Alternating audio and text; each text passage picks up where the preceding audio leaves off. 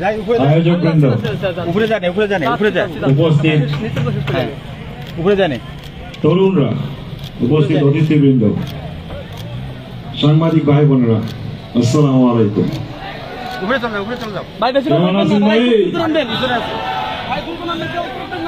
তোমরা তো মুখ দেখেন না কাহা আগে সারাগুলা দেখছিলেন, কোনটে দেখছে? তোমার তো জন্মই হয় না যারা আমি এটা ছিলাম।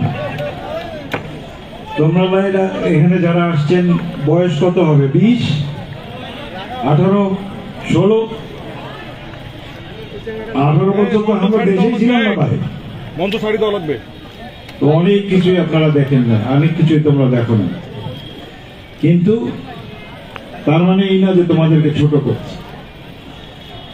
কিন্তু তোমরাই এই দেশটাকে এই অবস্থায় আনছো।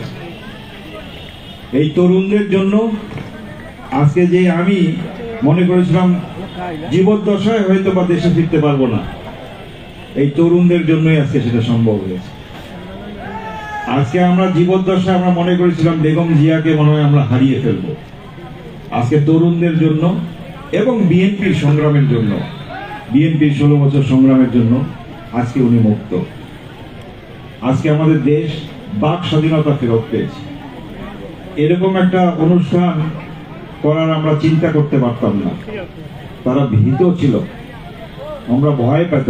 তোমরা জানেন, আমরা ভয় পাইতো যে কোন বড় সভা করলে হয়তোবা সরকারের বিরুদ্ধে আমরা কিছু করব। আজকে সেই অবস্থা থেকে আমরা মুক্ত, আলহামদুলিল্লাহ।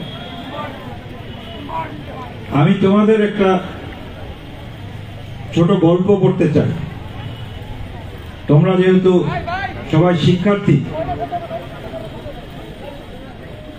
শিক্ষার্থীদের একটা ছোট্ট গল্প এর আগেও বলেছিলাম আমাদের মহিলাদের। আমেরিকায় 1847 সালে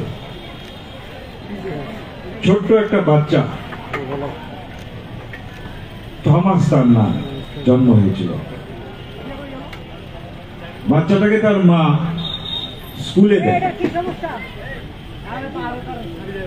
স্কুলে মাস 6 পড়ার পর শিক্ষকরা তার রেজাল্ট দেখে, তার পারফরমেন্স দেখে